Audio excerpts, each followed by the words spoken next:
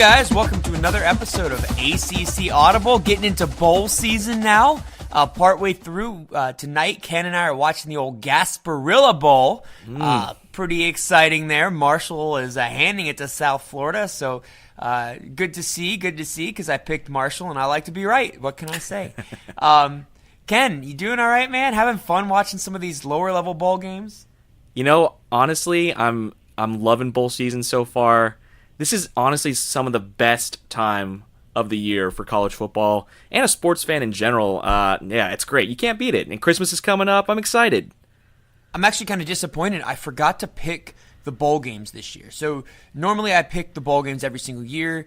I didn't. I missed the first couple, so I'm not really seriously picking them all. But I wish I did, because it's so fun to compete with people and just see if you know the teams better, or also just a little bit of randomness that gets involved, right? Like, wow, I didn't realize that the run defense on this team was so bad, because they didn't play a good run team and all that fun stuff. And so it really challenges your football knowledge, but also a lot of just fun luck, good times for your heart to beat heavy and wonder about just your football knowledge overall. But it's so cool to see teams from other conferences play each other, I absolutely love it. And we've already seen some really, really good games this year, which has been super cool. Eastern Michigan and Georgia Southern's game was really cool to watch, just a non-conference guy.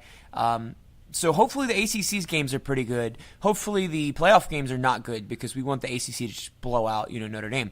But someone just threw a punch in the game. Goodness gracious, that's not good. He's gonna get in trouble. You're a true sports podcaster, man. Watching a game while podcasting, I love it. Well, as they like to say, they're like, well, on my monitors here in the studio. You see, I'll just pretend like my living room and the couch I'm sitting on is my studio.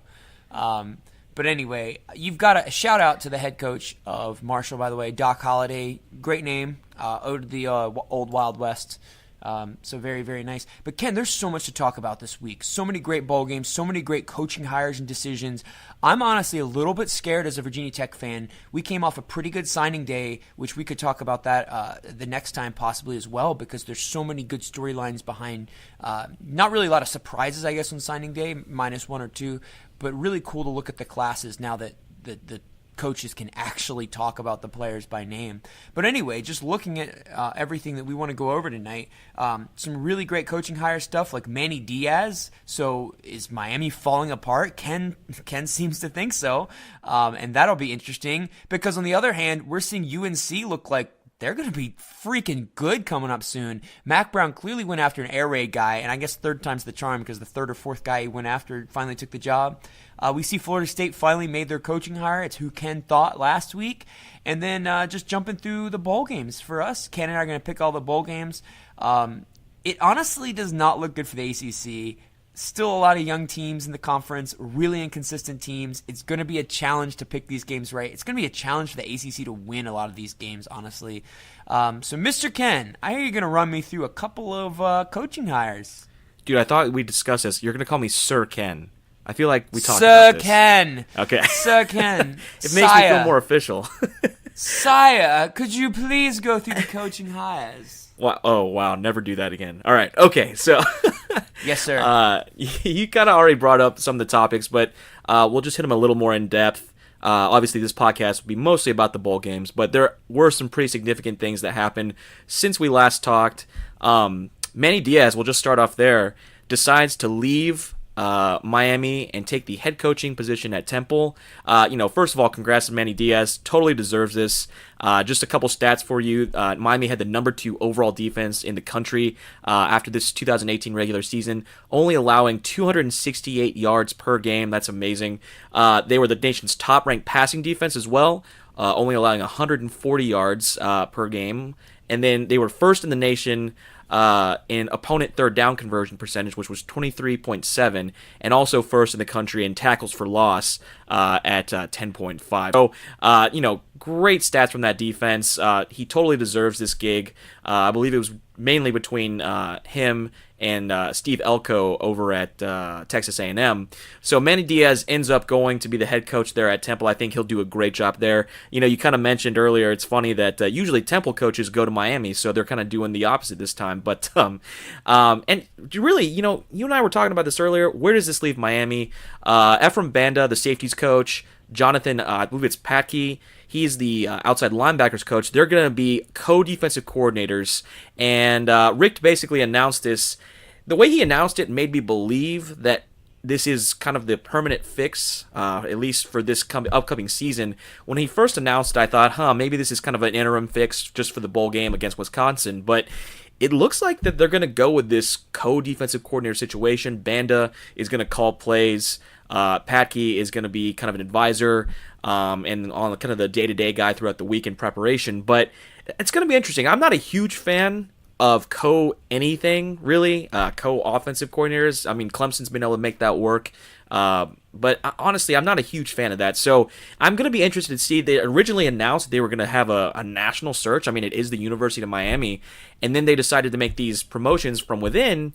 And I thought, well, that's smart if they're looking to the bowl game, to keep everything, the way it's been, the verbiage, everything, keep everything in-house for now, then make a big splash hire in the offseason. But the way he made it sound is that this is kind of going forward. This is going to be what it's going to be. And so I'm interested. I'll get your thoughts on that here at the end here. But yeah, that's interesting to me. And you mentioned UNC, man. Mac Brown, he's made some home run hires so far, and these two new additions, actually three, are really fantastic. Jay Bateman, the defensive coordinator at Army, comes over to be the same coach in that capacity for Mac Brown. Very obviously, being at one of the academies, very disciplined coach, very aggressive style of coach, and I think that's going to be a great fit for what Mac Brown wants. And then obviously we talked about it, and you mentioned it. Mac Brown wanted an air raid guy. He wants to spread the ball around. He wants, to open up the running game by passing first. And they got their guy, well, really not the first guy they went after, but they got an air raid guy. Phil Longo comes over after being the Ole Miss offensive coordinator, and he's going to be basically, they want him to throw the ball all over the field. They want this offense to be wide open, to be fast-paced and really spread defenses out. It's funny, you and I were just talking about the Ole Miss quarterback. I forget his name, but he had ridiculous stats this season. Over 4,000 yards passing, was really pretty much the offensive leader in every major category for quarterback, and no one talked about him because of Tua. And I get that. Ole Miss didn't have a great season this year, but that offense was really humming against really good SEC defenses. So I think that honestly, that's a great hire for Mac Brown. Also, former offensive line coach at Texas Tech, Brandon Jones, young coach, brings some recruiting ties from the Midwest over. He obviously knows the system well, so that'd be a good fit there. And then Lonnie Galloway comes over as the wide receivers coach from Louisville, bringing some ties to the East Coast and the South as far as recruiting goes. Good coach. He will be a great addition to that system as well. And then the big news from yesterday, man, Sam Howell, the quarterback, the high school quarterback, commits to UNC, flips to UNC after being committed to Florida State for most of the season after Walt Bell left to become the head coach in Massachusetts. Sam Howell had been committed to Florida State, but it was rumored that really he was committed to Walt Bell and not Florida State. So when Bell left the program, a lot of people speculated that Sam Howell might make the switch to UNC, and it looks like that has happened. And by the way, actually, I was telling you this earlier. I said something very incorrect last podcast. I said that Walt Bell had interviewed for the LSU offensive coordinator position last podcast.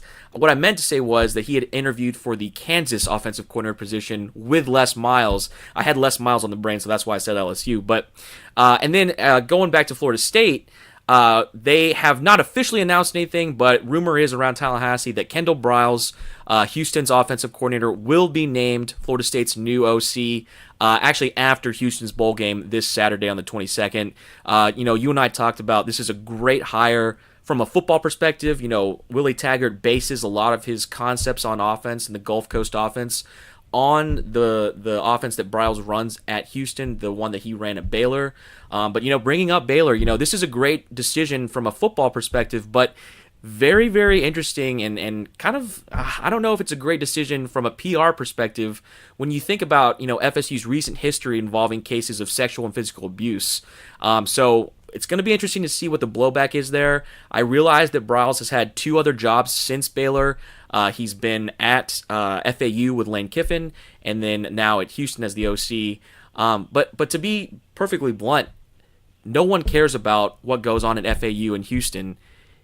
The minute he gets officially announced at Florida State, there's going to be major blowback, and I wonder if the university is prepared to deal with that. And then just the final last thing with Florida State, it is rumored that DeAndre Francois may end up transferring or possibly entering the draft. Possible transfer destinations that I've heard are Tennessee. He has ties to the quarterback coach there, Tino Sunseri, who was a offensive quality control guy at Florida State last season. And also Arkansas to play for Chad Morris. And then I've also heard rumors of UCF because he's from Orlando, although I suspect that last one is just really more of a rumor than anything actually legitimate. So, man, we've covered a lot. There's a lot that's gone on since the last podcast, man. Any overall thoughts on what we just talked about here?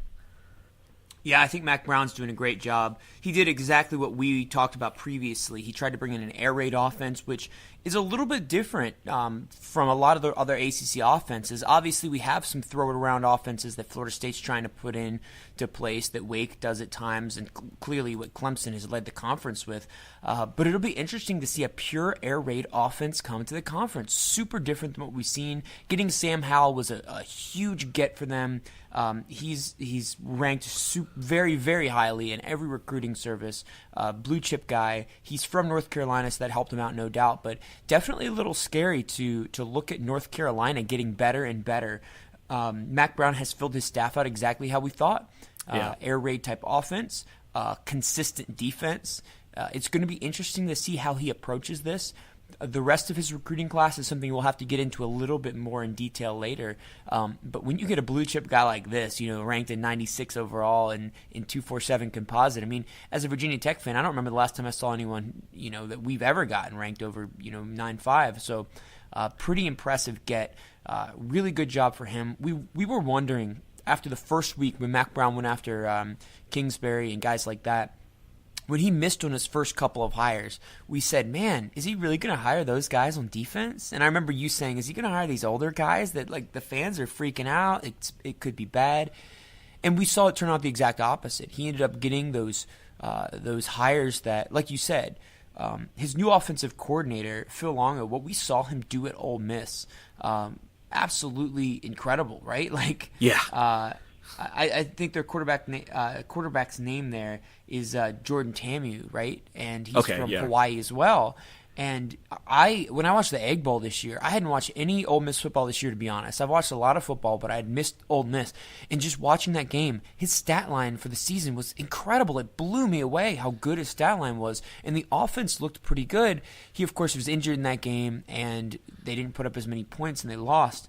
But still, very, very impressive from the highlights I saw from him. It'll be really interesting to see if even the freshman gets a start next year as a true freshman. Obviously, with this new system where you can start 4 games, it could give him an opportunity to at least come in and start a couple of games, or at least play in a couple of games. Because something that, since Mitch Trubisky was drafted 2nd overall by the Bears a few years ago, there have been no good quarterbacks at UNC. They've gone between a couple of transfer from LSU, random other guys. It just hasn't looked good.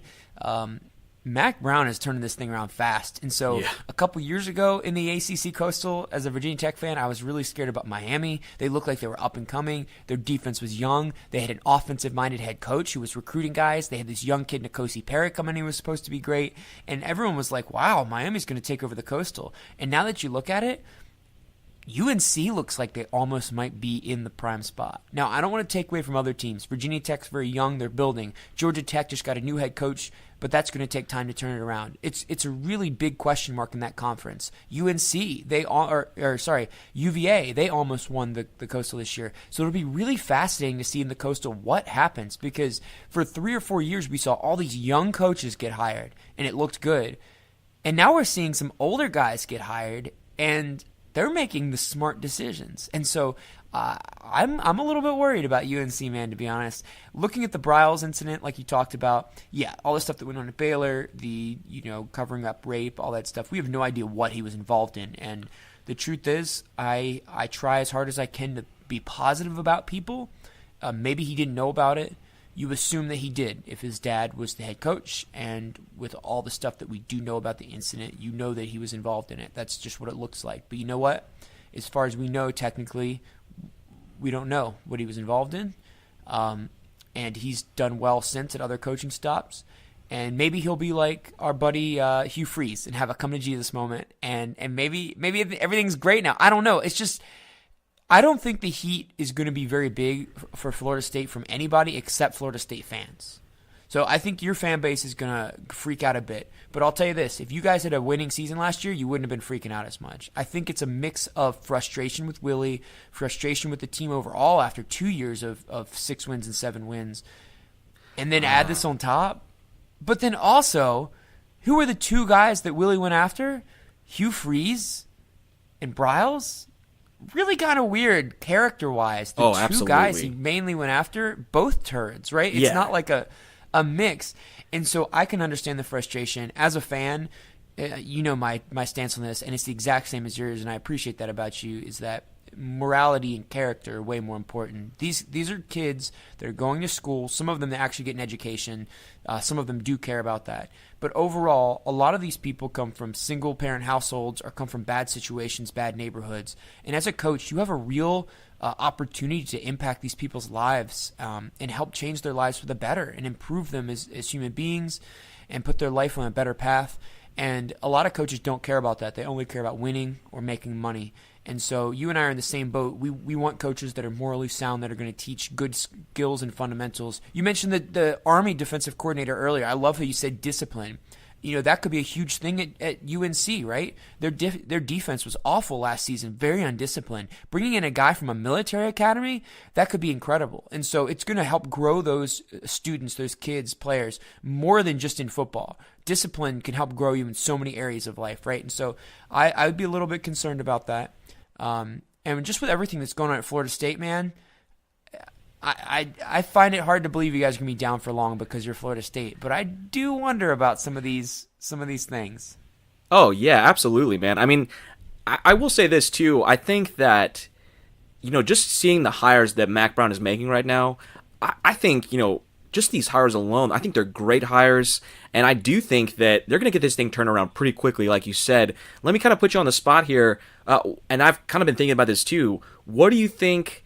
or who do you think is going to have more success? Do you think Phil Longo or Kendall Briles in the next 2 seasons will have more success at their respective teams? Well, I guess you would say Briles because his personnel is a lot better. Now, I know that there have been a lot of issues in Florida State's offensive line. They just went out and recruited a bunch of new linemen. But Florida State overall has a much higher talent level. On the other hand, when you look at what Longo is coming in with, the offense really is missing a lot at UNC. However, if this guy can start right away...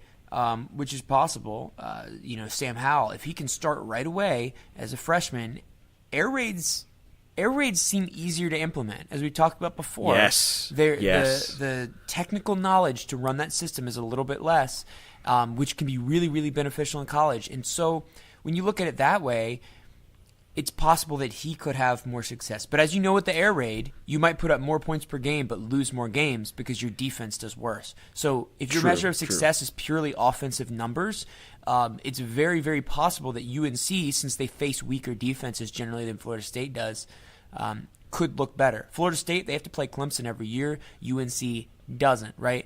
UNC's also going to have to play... or UNC's also going to play a couple of not as good defenses, I guess, just in my opinion. It'll be interesting to see. That's a great question. I guess to give you an actual answer. Yeah, what do you think, man?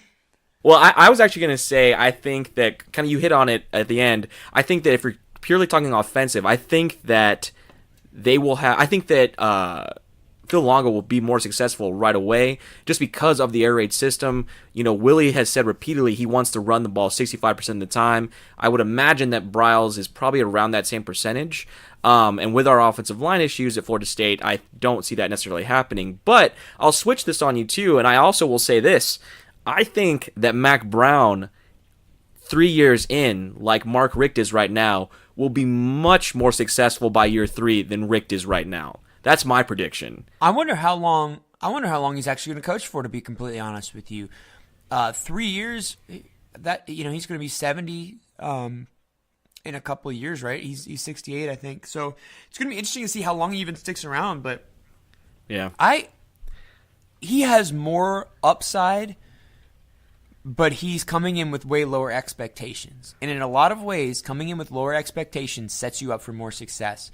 Because Mac Brown, everyone loves him there in Chapel Hill. He coached there before for a decade. He visits there all the time. He knows the area really well. The administration loves him. The fans are excited to have him back. They were a little bit iffy with some of the hires, but then when he finished up the hiring he just did, the fans are in love with everything that's going on. He just got one of their best recruits they have ever gotten. I mean, everything's going his way right now.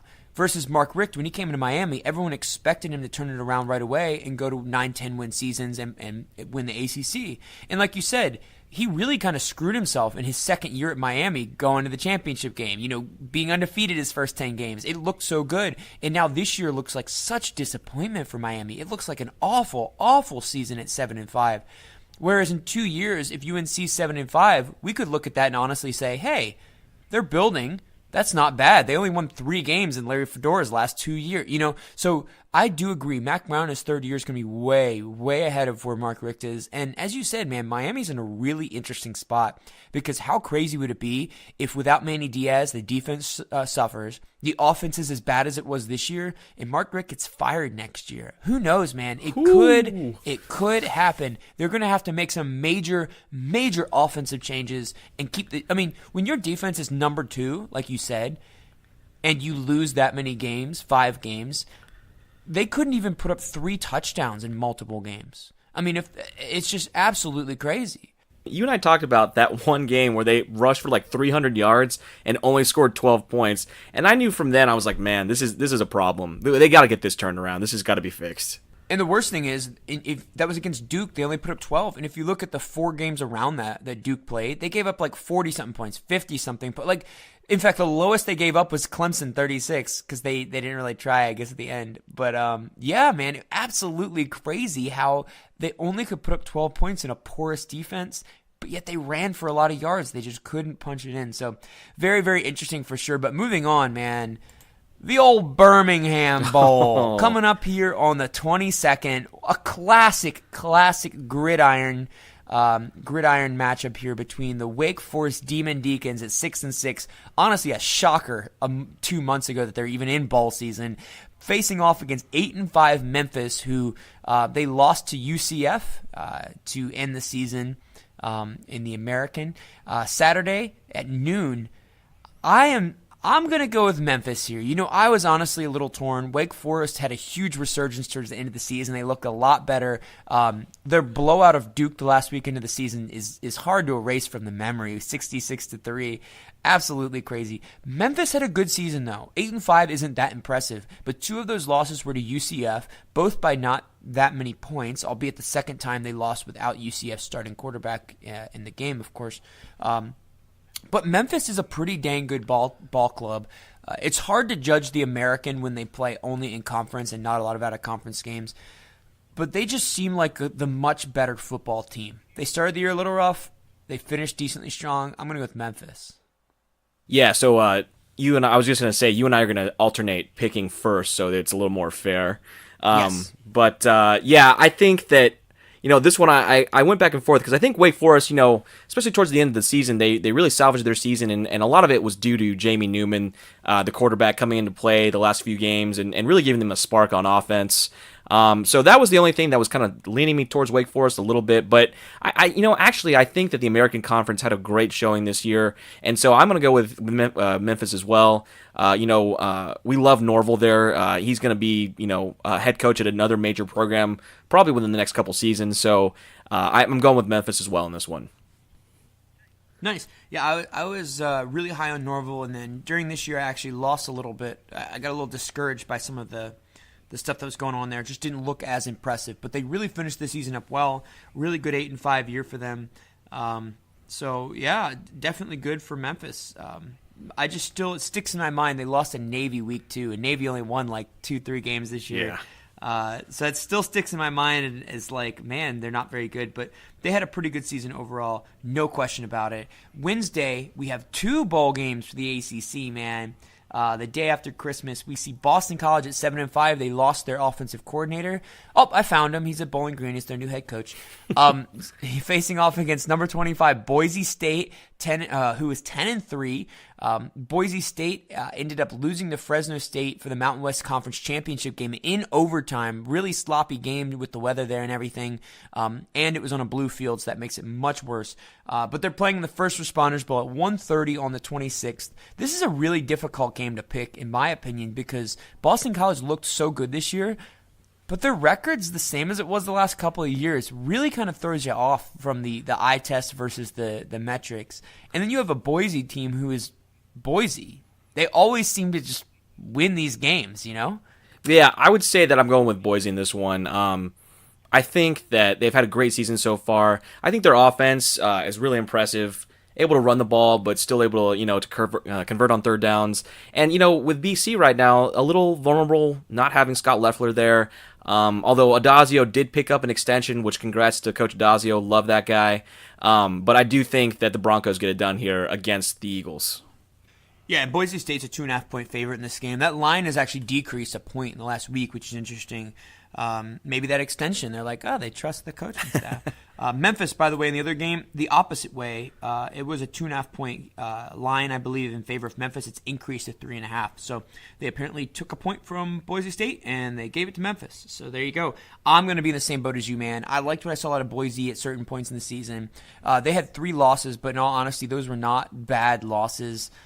Pretty good ball club. You've got to go with Boise State here. I wish Boston College would win. It'd be great for them to have an 8-5 season. It just blows my mind that if Boston College loses this game, they'll be 7-6 this year. They looked so much better this season than they have in years, and they would have the same record as they've had for the last 5 seasons at 7-6.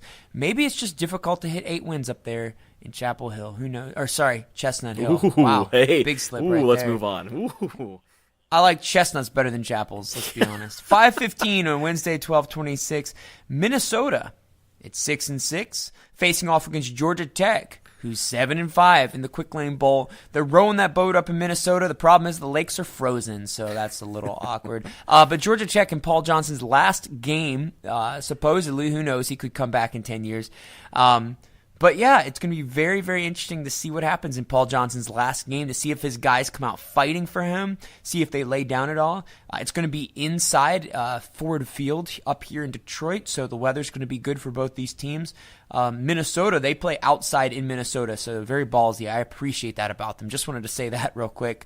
I remember when the NFL played a season or two out there, while they were building the new Minnesota Stadium, and the NFL players all complained. They're like, oh, it's so cold, it's so freezing. And I know college happens earlier in the year, but still, I love seeing those college guys out there in November football, playing with, you could see their breath and everything. Real men. Georgia Tech wins, though. I'm going to go with the boys from Atlanta. Paul Johnson's last game, send him out with a win, 8-5. Yeah, let's go Engineers. Let's go Yellow Jackets. Well, everyone knows it is way harder to get into Georgia Tech than it is Virginia Tech, right? I mean, is that not true? Oh, is that not true? I'm sorry. Nothing to say on the matter. Okay. All right. So, normally I would say just leave me out to dry, man. Just make a little joke. I feel like literally 50% of our listening viewership is graduates of Virginia Tech. So I probably shouldn't make that joke, especially since I went to Florida State, who we don't really have academic standards at all. So anyway, normally I would say, given extra time to prepare, I usually go with the team opposite Georgia Tech. I feel like, given more than a week, or maybe even 2 weeks to prepare for the triple option gives that team an advantage. However, I do think being Paul Johnson's last game, I think these guys are going to come out fighting. I think they're going to leave it out all in the field. I do think that, we were talking about it, Georgia Tech does game plan in some wrinkles in their offense. I mean, it's still obviously, very much the triple option. They'll still take those, 50-yard shots, once every, 20 plays. But, they'll run a lot of counter action off their triple option.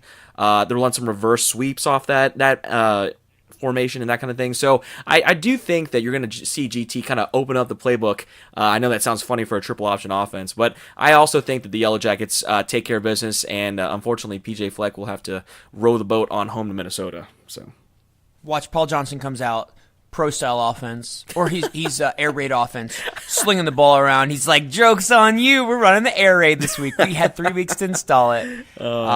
Man, you never know what's going to happen. That was a 3.5-point game. It's gone up to a 5.5-point line now as of this week. Georgia Tech being heavily favored in that game. Minnesota to even reach this game and get 6-6, they had to beat Wisconsin for the first time in 14 years. And I know Big Ten fans probably are saying, oh, Wisconsin, really good, high-quality win. No, it's not. Wisconsin's awful. The whole western side of your conference is awful, Big Ten. In fact, most of your conference is bad. And congratulations on being, the third straight year, Ken, that they won't score points in the playoffs. So that's beautiful. There you go.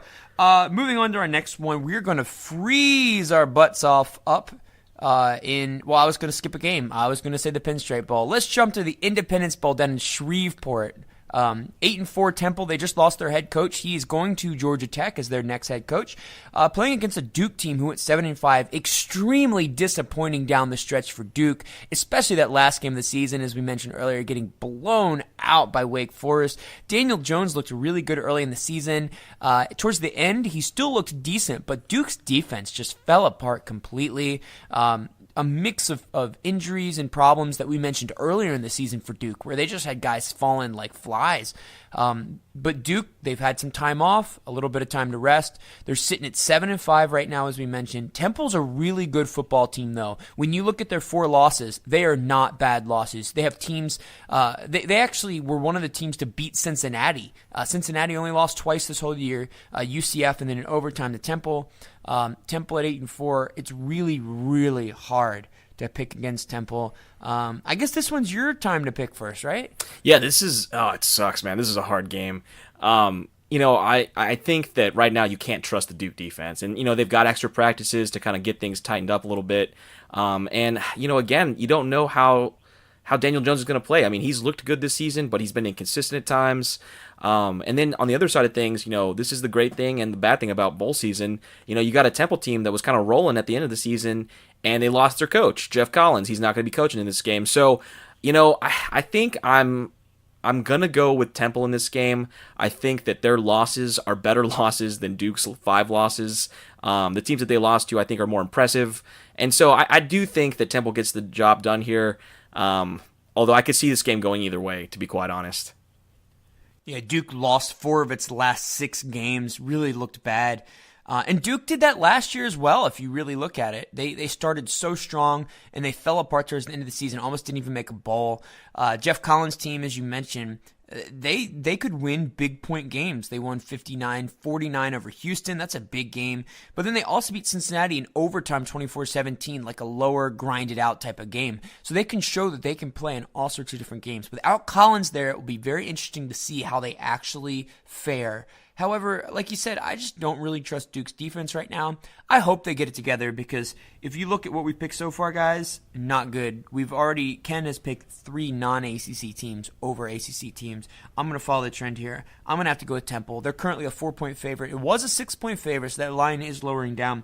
But going to have to go with them in Shreveport, Louisiana on the 27th. Looking at that night at 5:15 on ESPN up in the Bronx, New York, the field is going to be frozen cold. Perfect for the Miami Hurricanes to play at versus Wisconsin. This is actually a really fascinating game to me. 2 teams that just played in bowl season last year in the Orange Bowl down in South Beach. Miami ended up getting beat up by Wisconsin in that game. Both these teams had a lot of promise this year. They started the season in the top 10. People thought Wisconsin might make the playoff. Maybe Miami had a shot for the playoff if they could beat Clemson. And they both finished 7-5, had awful seasons. Now Miami's in disarray. We understand Alex Hornibrook, the starting quarterback of Wisconsin, might not even play because he has a concussion. It's just going to be really, really interesting to see. It's the disappointment bowl. That's honestly what this is. That's what we're looking at. These teams don't want to be here. They don't want to play. Their fans are not going to travel for this game. Do you think Miami fans are going to travel to the Bronx in December? No. Do you think Wisconsin fans who thought they might go to the playoff this year, or at least the Big Ten championship game, do you think they're excited to be 7-5, not have their starting quarterback, and go to the Bronx? No. Now, let me say they're stupid, because you can get great pizza there and they have great shows. So you should probably go if you're a fan of those teams and you're listening to you got to hit up the Lion King, man, for sure. Yeah. Oh, dude, Lion King, little Family Opera, maybe. I don't know. Off Broadway's got everything these days. But yeah, pizza's great up there. They've got great bagels. In fact, all their breads are great because their water there's apparently good or something like that. So you should go to this game and just freeze your butt off. The stadium's beautiful. The Bronx are not, but whatever. This is going to be an empty stadium. It's going to be one of the most depressing games you're going to watch all year, Ken. The players aren't going to care. They don't even want to be there. In fact, I think this game sets the tone for Mark Richt's team really poorly going into the offseason. Not only did they lose a bunch of commits, they lost their defensive coordinator. They're going to go into a game that literally their players, and as you know about Miami players, it's all about emotion. They're going to go into a game that they don't even care about. I think this sets up for an awful offseason for Miami momentum-wise. Even if they win this game, it's going to be like, wow, you beat a team that had a hugely disappointing season also. That being said, I'm going to have to go with Miami in this game. It's a 3-point line. It's held that way. Wisconsin, they're just bad, man. Miami showed flashes of decency this year, but the Big Ten West is just bad. I mean, we've seen the ACC play the Big Ten West a couple of times this year, and the ACC just beat up on them, minus the Purdue-Boston College game. We don't need to talk about that. But if you really look at it, Miami, I think, has got to get this one. Yeah, this game, man, it's so hard to pick for so many different reasons. I mean, you did a great job just kind of listing a lot of what's going on here. I can't imagine. It's going to be cold up there. 7-5. I've never seen a team lose so much momentum while not playing any games as Miami has in the last month. It's incredible to me. If you follow anyone on Twitter that has anything to do with that program, everything is trending down right now. They've had so many decommitments. It's going down. I'm yelling timber. Oh, wow. Sorry. We're cutting that out in post for sure. Yeah, I mean, but then on the other side, I just don't think, like you said, Wisconsin's not a good team. And so, I think I'm also going to go with Miami, and here's the reason why. They lost Manny Diaz, but that defense is still good, right? Like, that defense is still the number 2 defense in the country.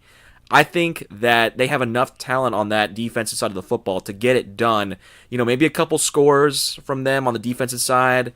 But if you like defensive, running game matches, this is going to be one of those just, knockdown, drag out kind of games that's just oh, all right, well, 6-3 at halftime. Great. Awesome.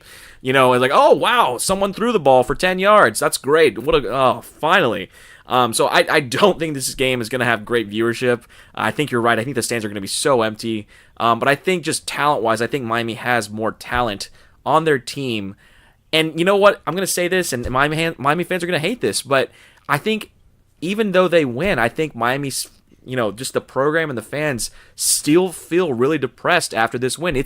It's not like beating a 7-5 Wisconsin team is going to give you the momentum you need into the offseason to then turn this season, have a great season next year. So I think the Miami gets the win, but I don't think there's any winners in this game, to be quite honest. Yeah, either you're gonna beat a team that you probably should have beaten in a really disappointing game no one cares about, or you're going to lose to a team that exactly what I just said. There's no way to win. No. Moving on to another game in which there is a way to win, there's a huge upside, is going to the Camping World Bowl down in Orlando, Florida. It's on the 28th at 5:15 p.m. We see Syracuse facing off against West Virginia. Syracuse is at 9-3 this season. They had a fantastic season this year. Only losses were a real close overtime game against Pittsburgh, a game against Clemson that they really let get away from them towards the end, and then to Notre Dame in the Bronx, in New York, which we were just talking about. Not freezing when they were up there, though. Really great season for Syracuse. West Virginia, on the other hand, they had one less game than everyone else because they canceled Hurricane game against NC State. Really fascinating game because, as we know, Will Grier will not be playing. However, they're going to start 2 quarterbacks for West Virginia. Not start, obviously, in the game at the same time, but they're going to play 2 quarterbacks for West Virginia. So it's going to be really interesting to see how Jack Allison and Trey Lowe end up playing for West Virginia in this game. Allison's actually a redshirt sophomore. He was an Elite 11 participant a couple of years ago. And Ken, he redshirted at Miami in 2016 before transferring to West Virginia in 2017. And as you know, they love quarterbacks that transfer from Florida schools and go to West Virginia. Hence, Will Grier. Yeah, Clint Pickett, man. So, That's true as well. I forgot about that. Yeah. So there's 3 good ones right there. So it'll be really interesting to see what happens. He's played a little bit this season, only thrown 10 passes.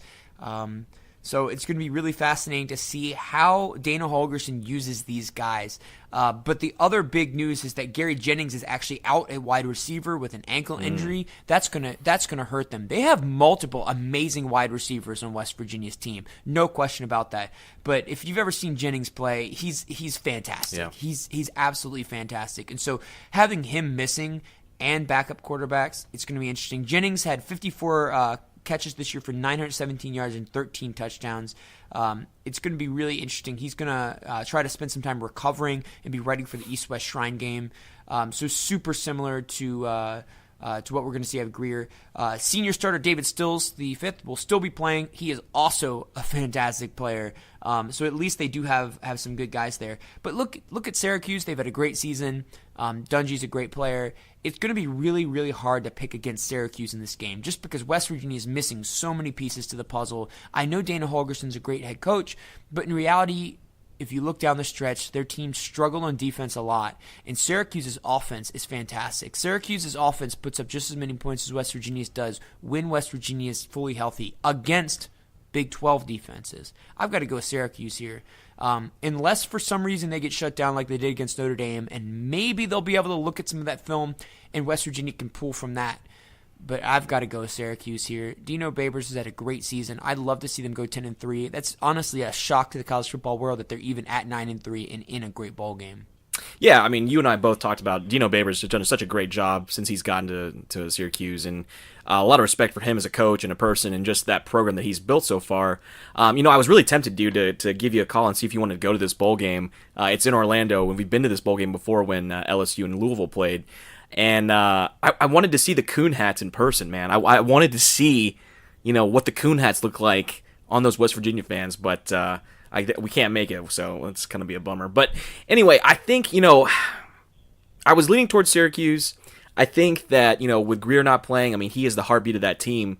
But then I thought about it a little more, and, I love Dana Holgorsen. I think he's a great head coach. And I think that he's a great motivator. I think that he will be able to get his guys ready to go for this game.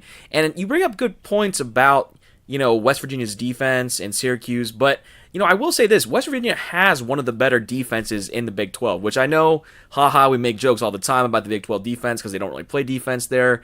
It's more of a glorified, just like non-offense. But I do still think that West Virginia is more battle-tested in bigger games. They had that great game, against Texas that even though they lost, they were right there. It took a last-second play oh, wait, no, I'm sorry. They beat Texas, correct, right? Yeah, yes. Okay. So they went for 2 a couple of times this year at the end of games, I believe. And yeah, I think they did. That's right. Correct. Sorry. So they beat Texas in that close game, and then they lost. They lost to Oklahoma in that shootout with Kyler Murray. So I do think that they are very battle-tested as a team. Now, I get that that's Will Grier, so a lot of this hinges on, how the quarterbacks play in relief of Will Grier. But I think that there's so much talent offensively on that team collectively. I think it is going to be a little too much for that Syracuse defense that has shown to be good at times, but overall inconsistent. And so I'm actually going to go with the Mountaineers in this one. Got to see those Coon hats waving around in the air. Oh, man, it's going to be great. Little West Virginia. Oh, woo. I'll sing the song now. You want me to sing the song? Because I can. I would love for you to sing a song. Okay, I will. We'll do that later. I'll put that in the bonus features later. So you won't do that right now? Little country roads, huh? No, man. Definitely. If you look at West Virginia's season, as I said, they went 8-3. 2 of those 3 losses came their last 2 games of the season. They lost to Oklahoma State 45-41, a real close one. They lost a really close game to Oklahoma 59-56, and that's a game in which they had multiple mistakes. I think Will Grier had a couple of fumbles, 1 return for a touchdown. Just mistakes like that where Oklahoma was able to stay in the game essentially and score on defense. Oklahoma's defense was the one difference maker in that game by scoring points, not by stopping. So West Virginia was a really, really great team the whole rest of the season. No question about that. So moving on to our next one. This one's actually really hard to pick. Noon, South Carolina, 7-5 5 versus UVA 7-5 in the Belk Bowl on Saturday the 29th. My gut said, oh, go with South Carolina. We saw how well they played against Clemson there at the end of the season, and UVA fell apart a little bit. They lost their last 2 games in overtime, so obviously not terrible. But this is a hard one to pick, in my opinion. My gut immediately when I saw this game said South Carolina. The eye test says South Carolina. I'm going with the eye test, dude. I'm going with South Carolina. They've played pretty well offensively all year, especially that game against Clemson.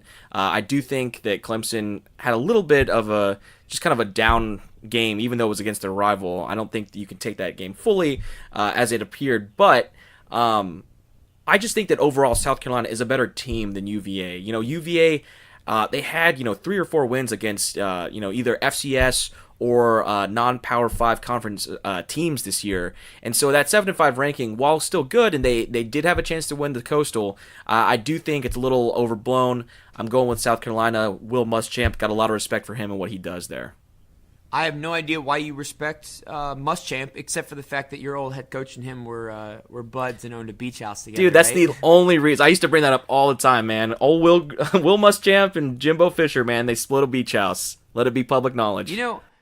And you always wanted him to get fired from Florida so he could be your new defensive coordinator. Oh, man, how the days were different back then. Oh, man. But yeah, just looking at this overall, South Carolina had some decent games this year. They only lost to A&M by 3, but they had some good close victories over Tennessee and Ole Miss. Just a lot of close games. They lost a close one to Florida. So South Carolina loves playing close games against decent opponents. It's going to be really, really hard to pick this game for me. UVA, on the other hand, as you said, they had some games against Richmond that they won, Ohio that they won. They just really weren't super impressive because those teams were really good. And really what put UVA on the map was their win over number 16 Miami, week 4 or 5. And as we know now, I'm sorry, I guess 5 or 6. As we know now, Miami is not very good. So not as much of an impressive victory. Then the next weekend they beat Duke, and everyone said, wow, Duke's really good. And as we've learned since then, Duke's not that great. And so UVA finished the season with 3 losses out of their last 4 games. They lost to Pittsburgh, Georgia Tech, and Virginia Tech, albeit in those games by a combined 16 points, those 3 losses. They beat Liberty, was their 1 win inside of that. But if you really look at it, they made a lot of mistakes towards the end of the season. Perkins is a great quarterback, but there was a couple of fumbles, just mistakes in the last game against Virginia Tech. Just a quick note here. I just saw an alert come across my screen. Urban Meyer is going to teach a class at Ohio State called Leadership and Character, I believe it's called. So I guess they couldn't find any good professors with moral character to teach that. So, wait, hold on. Is that a joke though? Is that like a? No, that is a 100% honest thing. How do you feel about that? I mean, I just feel like you literally could not have found a worse person to teach that class. I don't know. You could put your boy Bryles up there. I mean, that's true, but man, wow. Really? Urban Meyer? Character and leadership? Are we kidding? Oh, yeah, man. It says, the quote from Meyer was, "The Lieutenant Colonel Charles Buchanan came to see me. He teaches a leadership and character class. He actually got my phone number through one of our players. He's an awesome guy," and blah, blah, blah, all this stuff. So, he said yes. He agreed to do it. And there you go. He is going to teach a class on leadership and character. So I guess it'll be good because as a teacher, you kind of have to study the subject to teach it to people. So it might be really good for him to do. Maybe we shouldn't bust on the guy, but it's fun. It's all fun. Anyway, sorry, had to interrupt with that. Just looking at UVA at the end of the season, fell apart a little bit. Perkins made a lot of mistakes, some fumbles and stuff. I think UVA and South Carolina are actually very evenly matched teams. I really, really do. However, UVA sucks. They just do. And that's just what they're supposed to do. And so I'm going to go with South Carolina in this game. They were a 6.5-point favorite. It's down to 5.5. Oh, also, the Syracuse-West Virginia game, West Virginia was a 7-point favorite. After all the announcements about who's playing, who's not, it's dropped all the way to a 1-point game, so real close one there. But I'm going to agree with you, Ken. I'm going to go with South Carolina here. That game is actually on ABC, so one of the very few bowl games that is not on ESPN, the worldwide leader in sports. Okay, moving on to the next game, 4 o'clock on that same day. We have a pretty big matchup, Mr. Ken. I'm sorry, Sire Ken. Thank you. 4 p.m., number 3, Notre Dame, with a perfect 12-0 record. They've played on the East Coast. They've played on the West Coast. They've played in the Bronx. They've played out in, I guess I don't remember if they played in Stanford or if they played USC on the road this year, but, oh yeah, it was USC was the one on the road this year. So they've played everywhere. They've played LA. They've played the Bronx. They've played Virginia. They've played all over the map. Now they get to go and play in the Cotton Bowl. They face off against number 2 Clemson, who actually plays in a conference, so they're a little bit more predictable. They're a perfect 13-0. They've looked real good this year, man. Both these teams have looked really good this year. Who do you have in this game? I guess everyone's picking Clemson here. The line is heavily in Clemson's favor. I'm going to go with Clemson personally. They're a 13-point favorite right now. It was 10.5 points. It's up to 13 points. That's a huge spread in a playoff game. Don't quote me on this, but the last time I remember seeing a spread that large in a playoff game was Alabama over Washington, I believe, was a similar spread, 14 points or something. And that game wasn't even a game, really. The defense smothered them. This game, I just don't see Clemson losing it. I don't. I've been wrong many times. Yeah, we talked a little bit about this on the last podcast, so I won't dwell too much on it. I will say this: I think for Notre Dame to win, you're going to see Ian Book throw it at least 50 times. I think they are going to have to throw the ball to win this game. I think that a lot of short passes, quick pass game, screen game, taking some shots when they feel they have the right coverages. And we talked about that Clemson secondary being the weakness of the team. They need to nullify that pass rush by getting the ball out of Ian Book's hands quickly, but often. So I expect them to throw the ball a lot. That being said, I do think Clemson wins this game. I don't think many people are picking Notre Dame, and I get it. Although I will say that spread's a little big. I don't know, man. This is a more complete Notre Dame team than we saw in 2012 that played Alabama. Now, granted, that Notre Dame team ran into one of the best football teams maybe of all time in that 2012 Alabama National Championship team. So got to give them a little slack there. But I do think that this Notre Dame is very good. If you compare, there are a lot of direct comparisons about who they played. They both played a lot of ACC opponents. But you know what? This time of the year, man, Dabo is so good at getting his guys energized and motivated to play in these games. Not like they need motivation, but he gets them on that edge, and they need to be on that edge to play well. And really, I think the X factor here, funny to say because he's played so well throughout the season, is Trevor Lawrence. We talked about this in the last podcast. He's played very well for them this entire season, but has not really been tested yet. Has not been able, he's not been the one to have to win them games so far. They've been able to lean on that running game and lean on the defensive line, and ETN is there, and so it's going to be interesting to see how Trevor Lawrence deals with this kind of pressure in a playoff semifinal. But I do think that they have enough firepower, even without him, to win this game. I'm going with Clemson. And one of the few games that they had adversity in this season was against Texas A&M. And that was when they were going back and forth between Kelly Bryant and Trevor Lawrence. And as you remember, when it was crunch time in that game, it wasn't Trevor Lawrence back there at quarterback. Right. So it's going to be really interesting to see as he's matured throughout the season. We see another close game with them against Syracuse. He was knocked out with concussion. Someone else was playing, and they had to rely on the run game. So in all their really close games in which the quarterback had to deliver, he wasn't in. He wasn't playing. Not of his own doing. But it'll be interesting to see. As we said last week, they have 4 common opponents: Syracuse, Wake Forest, Florida State, and Pittsburgh. They obviously all beat all of these teams, but the win margin is very different. The Syracuse game was the biggest one. Notre Dame won by 33 points, Clemson only 4. That's a huge margin of difference. But if you look at the other games, Clemson had plus 31 on Wake, plus 20 on Florida State, plus 27 on Pittsburgh. So it'll be really interesting to see. These teams are fairly evenly matched. When you look at points scored, as we said last week, against those common opponents, Clemson put up 191, Notre Dame 153.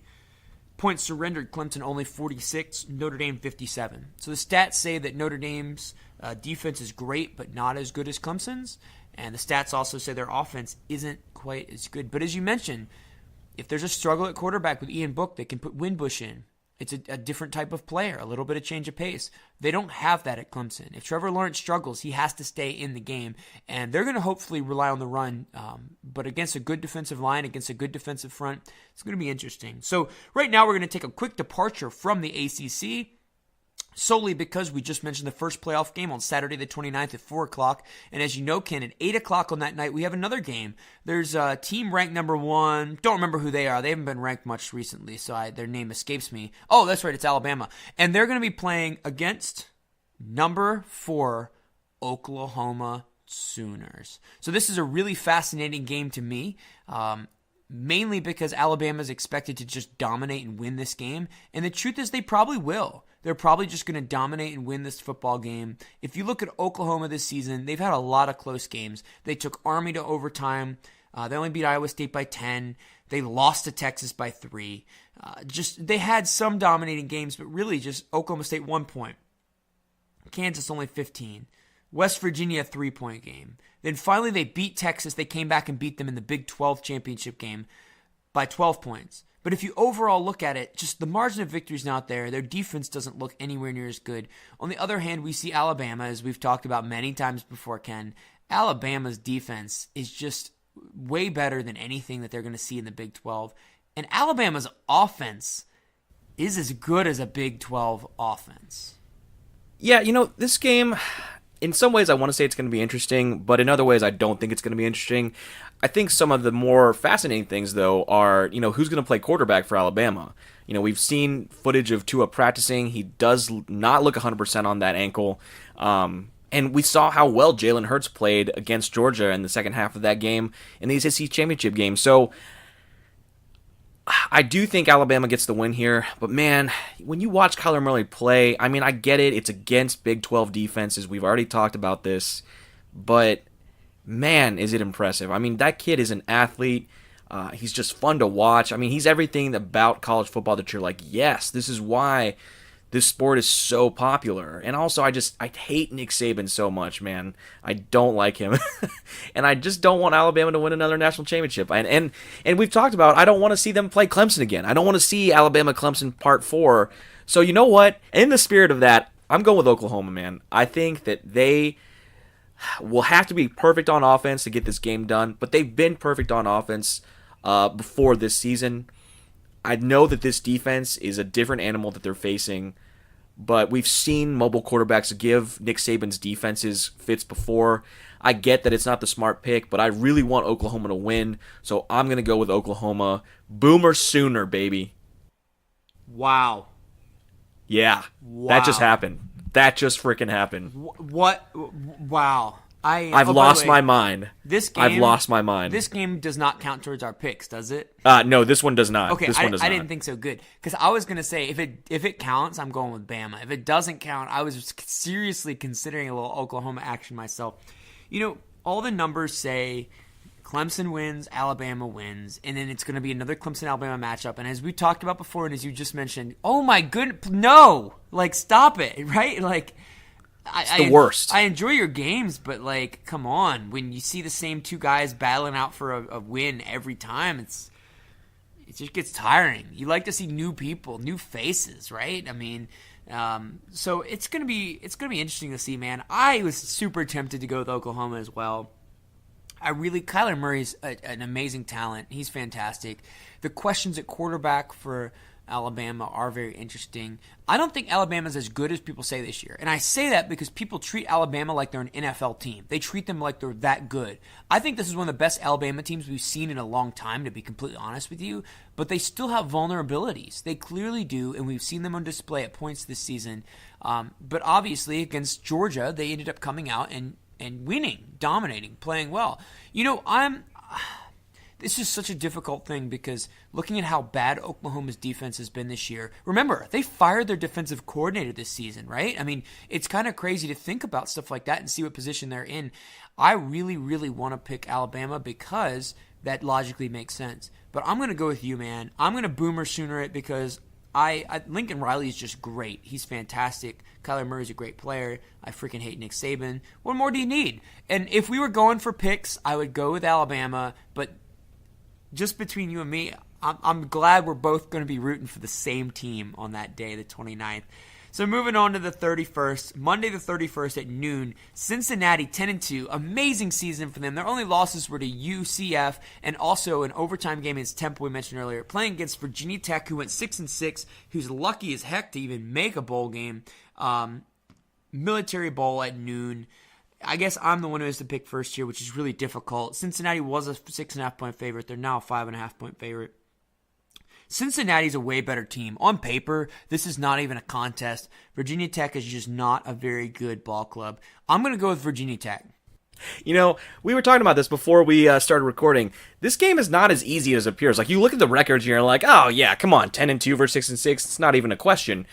But, you know, I think it is more of a question than that. I think Virginia Tech is, while they did underperform this year, they're very inconsistent. They're very unpredictable. This game won't be at Lane Stadium, so they've got that going for them. But, you know, I think I'm going to go with Luke Fickell's bunch. I think that while Cincinnati didn't have a lot of great wins and they had some bad losses to good teams, albeit, but I'm going to go with Cincinnati. I'm going to go with the Bearcats. I think that they continue the momentum of this good season that they're having. And I think for Virginia Tech right now, this has been a season to forget, like a lot of teams in the ACC. And so I think that Fuente will be able to use this game as motivation moving forward, but I don't think they get the win against Cincinnati. Yeah, all logic says it's definitely going to be the Military Bowl champion Cincinnati Bearcats. This is a rematch of the 2014 game. Virginia Tech has just looked bad this season, and I know that they won their last couple of games.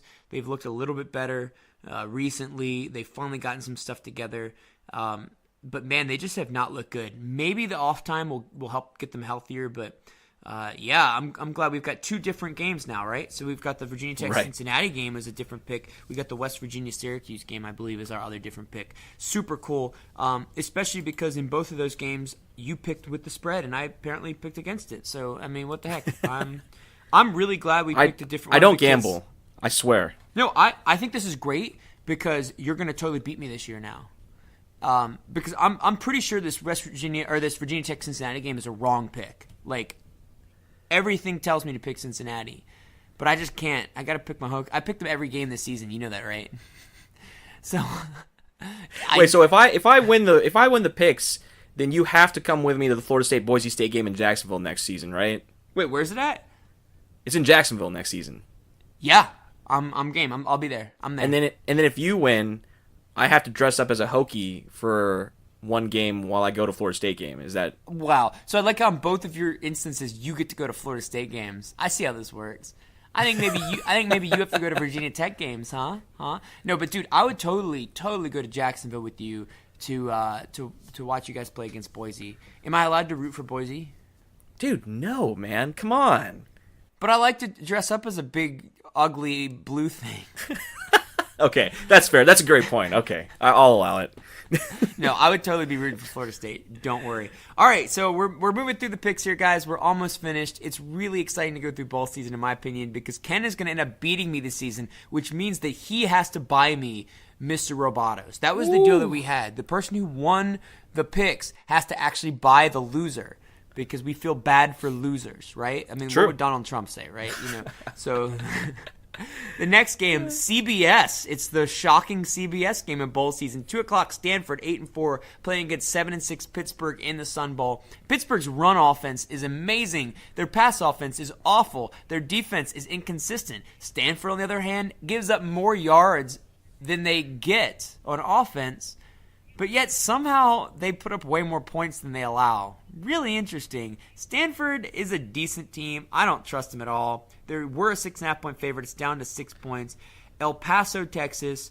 Pittsburgh has a chance to go 7-7. I don't think we've ever had a team finish 7-7 in college football history. Let's make some history. Yeah, man, let's make some history. I'm going with Stanford, and the only reason is I have not watched a single... Well, okay, that's not true. I watched Stanford really luck out and beat Oregon in that game that was just horrible at the end for that Oregon running back. They blew it. Yeah. Yeah. Oh, man, that was awful. But I did not watch any other Stanford games this entire season because I can't stay up that late. But I did watch Pitt games this year, and the last game that I watched was against Clemson, and it left a horrible taste in my mouth because that offense looked so bad. I mean, literally one of the worst offenses or one of the worst offensive performances I've seen in the last 10 years. So I get that they're better than that performance. I get that Clemson has a good defense, but I just can't get that taste out of my mouth. I'm going with the Cardinal, man. I love David Shaw. I think he's a much better head coach than Pat Narduzzi is. So, yeah, give me the Cardinal. Agreed. Let's go 7-7 Pittsburgh. I'm going Making with history, well. baby. 7:30. NC State is 9-3 after they had their makeup game against Eastern Carolina. Was their makeup game, replacing West Virginia, and they're playing against number 19 Texas A&M, who's 8-4 in the Gator Bowl. NC State's been really, really disrespected this year. They're the only Power 5 team with 9 or more wins to not be ranked, and I think there's 6 teams with 8 wins ranked ahead of them with their 9. Really interesting the amount of disrespect NC State has gotten. I think that their fans are frustrated because, they could finish with back-to-back ranked seasons this year. Obviously, if they beat A&M, they will, being 10-3. But for the end of the regular season, they were hoping to be ranked in back-to-back seasons. I'll be honest, that's pretty frustrating to have 6 teams with less wins than you ranked ahead of you, and to be the only Power 5 team with 9 wins not ranked. That's kind of crazy. Texas A&M looks like the better team here, though. Jimbo Fisher's team has been playing a lot better. Kellen Mond, he's been inconsistent at times this year, but he's looked really good in that system when it has clicked. That was a 4.5-point line. It's actually increased up to 6.5 points. It's going to be really difficult to go against Texas A&M in this game. Man, I guess I have to pick first. I guess the easy pick is going to be taking Texas A&M here. But if you look at the stats, they're actually relatively even. But NC State just doesn't seem like a team that has it this year, if that makes any sense. They just don't have the it factor. Where A&M, they just kind of do jive at times in the games I've watched. They seem to play well. So I'm going to have to go with A&M. I'm going to go with A&M as well, and this is why. I know a lot of Florida State fans very bitter about the way Jimbo Fisher left Florida State and this program. But when he was here, man, he did a fantastic job of preparing the team for bowl games. I think his first 5 seasons, he was 5-0 in bowl games. Had that big win against Jim Harbaugh in the 2016 Orange Bowl. Yeah, man, I think that, honestly, I think the only postseason outing that he had that was pretty embarrassing was that game against Oregon in the first playoff semifinal in the Rose Bowl, where they got beaten up pretty badly by Marcus Mariota. 62 to something. Yeah. But other than that, man, I mean, he has his guys ready to go play in the postseason. He does a good job game planning offensively. Obviously, he's an offensive guy. And he honestly, I think, does just such a good job of managing the team. There's so many extra practices. There's a lot of extra downtime because the kids aren't in school. I think he does a really good job of managing each individual player and each coach on down the line during those bowl prep practices. So I'm going with Texas A&M strictly because I know how good Jimbo Fisher does preparing for bowl games. Remember that time you guys played Houston in the Peach Bowl? Hey, and that's all the time we have for today. All right. Oh, man. You asked a really good question that we can wrap up here right at the end with. Does the ACC beat 4.5 as the over-under? What are you taking, the over-under for 4.5 bowl games? Well, based on my picks, under. That's incredible, isn't it? Yeah, incredible. I mean, like we said, we've got a lot of decent teams. 11 teams in bowl games, which is fantastic. Better than most conferences. However, like you said, a lot of young teams in this league right now. There's going to be a lot of new faces in the coaching sphere in the ACC next year. Honestly, I think next season is going to be incredible for the conference. This year, I think we're going to take some licks here in postseason play, but I think overall, it's looking forward to a bigger picture, and that's 2019. I completely agree. I have 5 teams winning. It's not going to be the 5 I picked, but watch. It'll be Pittsburgh that pulls an upset and Virginia Tech loses or something like that. So, yeah, good deal, man. You took the under. I'm going to take the over just to be different because why not? But, guys, thanks for joining us this season. Ken and I will be back to recap some of these games and especially the playoff games. And then also this offseason, we have a ton of great stuff prepared for you guys about possible conference realignment, opinions on Notre Dame, especially after Notre Dame Clemson. We'll see how that turns out. That could weigh into our conversation, along with a couple other things such as recruiting and stuff. So really excited for you guys to join us in the offseason. So many great topics to talk about. I think we're going to do a bunch of shorter podcasts possibly, just on specific topics, 20, 30-minute ones on certain topics during the offseason. just that we've been thinking about during the regular season. So we're really thankful you guys have joined us this year. We've had really good viewership. We've had some really good questions sent in. We're going to try to address some more mailbag questions in the off season because a lot of them do apply to recruiting and systems, especially with the new head coaches. So thanks again to everybody for joining us this season. We'll be back in a couple of weeks here to recap bowl season and then get into some of the off-season topics. So, dude, and Merry Christmas! And Merry Christmas to everyone. Woo! Hopefully you have a great time with your family. Hopefully you have a time relaxing, get away from work a little bit, and a Happy New Year. So from my buddy Ken here on the other line, Sire Ken, this is Ian. Hope you guys have a great, happy, and safe holiday season. Merry Christmas and a Happy New Year.